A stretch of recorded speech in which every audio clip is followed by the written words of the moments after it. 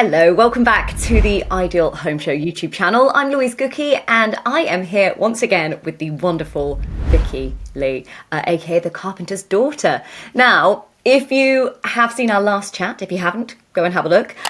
We discussed common DIY mistakes, and this time we're going to be talking and hearing from Vikkie as she shares her insights on the essential tools that every DIYer should have in their toolkit, making sure that you are fully equipped for your next project.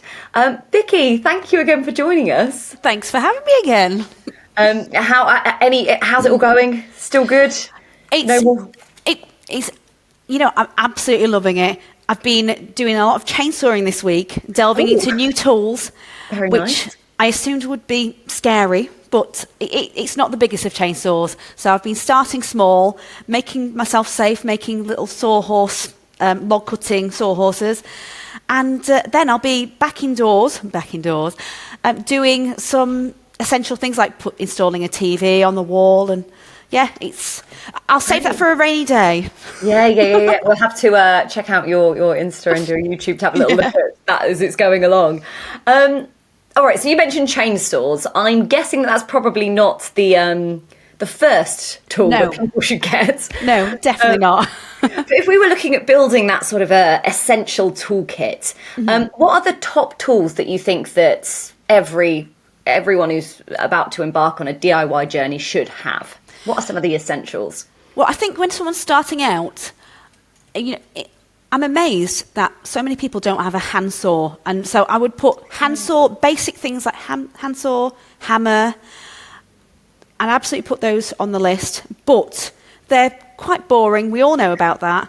So I would suggest things like a combi drill, a good combi drill, something that will go through with a hammer drill setting. So you can go through masonry as well as wood, because I've had to buy ones in the past, upgrade them because they just won't go through brick. And sometimes occasionally you might hit a lintel when you're hanging a curtain rail, which is annoying, but you could always use really strong glue adhesive if you at a push, but it's not really recommended. A jigsaw is a great beginner tool. I know these things they might sound scary. That sounds scary. But you're probably scared about it for the first hour, and you realise, just test on little things. Spirit level. You need a spirit level. You can use it as a straight edge as well.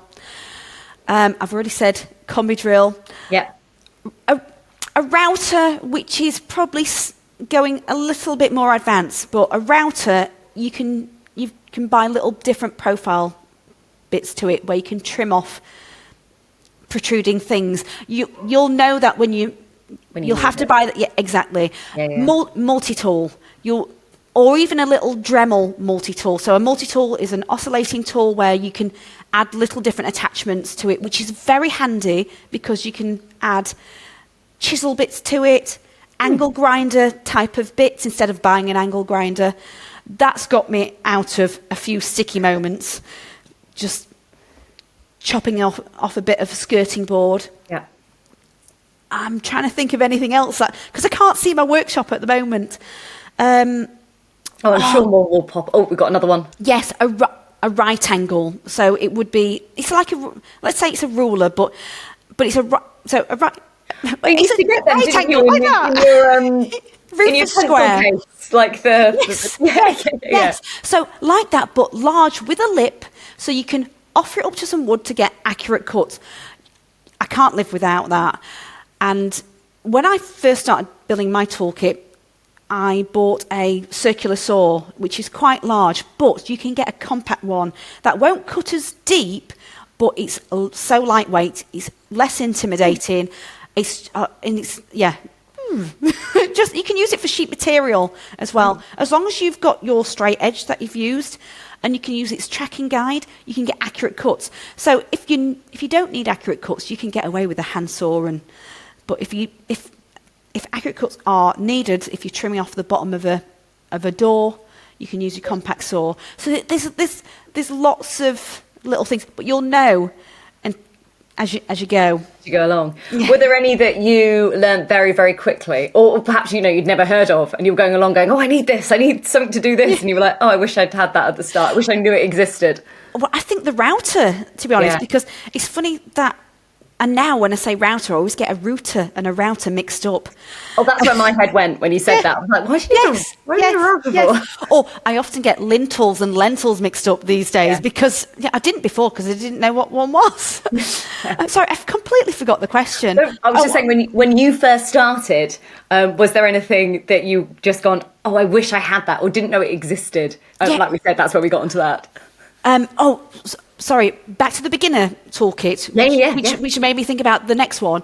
Clamps. You can't have enough clamps. So clamping something to keep it steady.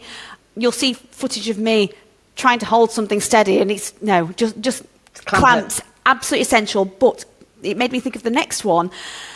When you're trying to screw two pieces of wood together, depending on what it is, when I struggled, I realised, I could do with a pocket hole jig. Now, pocket hole jigs are great for beginners because you can build very, very quick furniture and hide the pocket holes away, because what it is it does a angled screw. So, or somebody might think, I know what toenailing is. So if you toenail a nail, you're attaching a nail on at that angle. Yeah. So not good for if anyone's just hearing this and not explaining it right, but pocket hole, it does a screw on so it pre-drills and screws on an angle, and that's where clamps are really helpful. Are still helpful. But if you're trying to screw two pieces of wood together without a pocket hole jig, it can be. I just remember feeling a bit stupid, like I felt clumsy. Pocket hole jigs are great for that. Not having a set of. Not having some calipers just to check the size of screws that you need. If you don't know. I don't know what that is, so please explain. You know what? I've got one actually because I had to use them yesterday. Funny enough. Oh, I love that. It's like, here's one I had earlier. I bet it's not in the case. It's not in the case. 1 second. Oh my God, I literally love this so much. Oh my God, it's so funny. There's so many things that maybe I'll know if I see it. I can't hear. I've just sorry. I'm sorry. I said maybe I'll know if I see it. You will. Okay. I'm sure you will. Because do you? Do you please tell me you do? Sorry. Not a clue. So please explain it for the likes of me who are about to start this journey. So need one of these. Yes. So if you have to measure the inside of a pipe, you've got to measure something. You need accuracy. You need to know what millimetres it is. You need to measure the thickness of a screw or a bolt. You can put your bolt in I'll face it that way because you can see the measurements. Yeah. You can put your bolt in there and then you close it up, and my battery has gone flat. So normally it would tell you what the reading is. But there is there's measurements on there anyway, manually, so you can check. Wow. So if you don't know what size screw you've got, and you've got different coloured roll plugs, because it'll tell you use that size screw for 6mm red roll plugs, you can use your calipers. But the amount of times I've needed that and just like, because you're trying to measure something that's round is difficult. It's not. Fine, noted. I need a pen and paper. And you can pick these up in Aldi or Lidl really cheap. I think this one was, and I bought a more expensive one.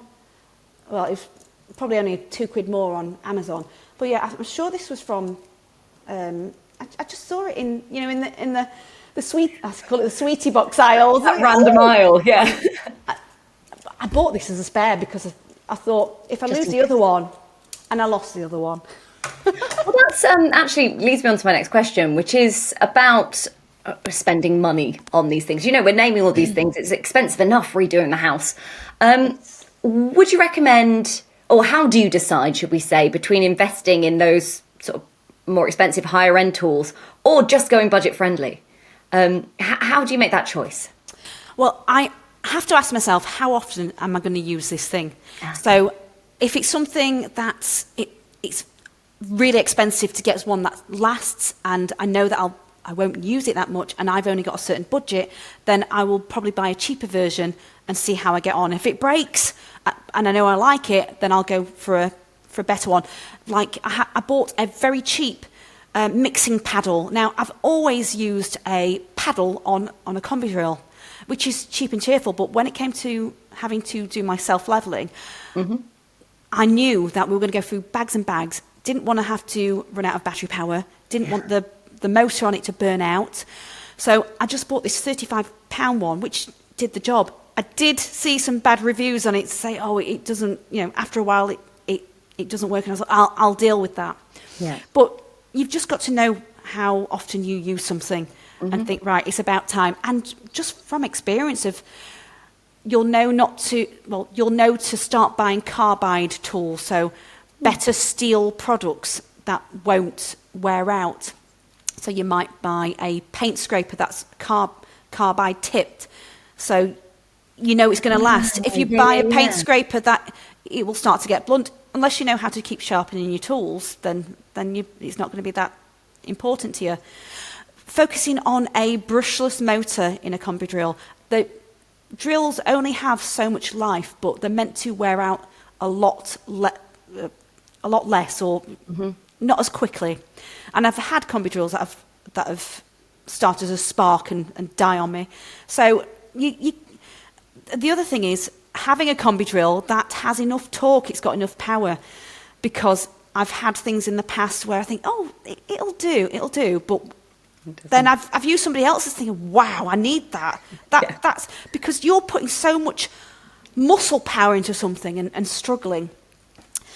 And I always check reviews anyway, but it's funny how I always go straight to the bad reviews, even though there might be 10 bad reviews compared to thousands of great reviews, just in case. And often I will go if I go on a tool station or Screwfix, it's funny how if you don't know what product to buy, I'll go for the one that's got the most reviews, because I think that's what people are probably more drawn to. If I don't have time to, it might be a certain type of paint, like that's what people find better. That might be the most common or popular paint, and just relying on what other people's experiences as well. No, I love that. I think it's a really, really great idea, because they're the people who have used it practically in their houses or their homes or whatever project they're on. And yes, look at the good ones as well, because I'm also really guilty at that. Yes. Just looking at the bad and going, well, I won't buy that, even though there's just one. Anyway. Talking about tools as well, there's lots of sort of multi-purpose tools out there as well. Yes. Can you recommend any for perhaps smaller spaces? So whether it's someone who might live in not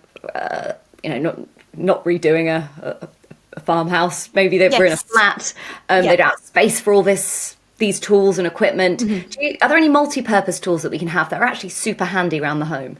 Yes, so I'd definitely say what I mentioned earlier, the oscillating tool, but try to get a cordless one, because there's so many out there now. There's so many cordless tools now, but mine is corded, and it wasn't cheap, and so because it still works, I refuse to replace it. And it offers so many options of whether you can chisel something, you can grind something off, you can sand something, or you can probably get polishing, or you can get abrasive, they're like really abrasive scourers, but they're really hard. So it's not like a kitchen one. It might have been dipped in resin or something. So you can strip paint off a rusty gate, and I've used that in the past, and they are fantastic.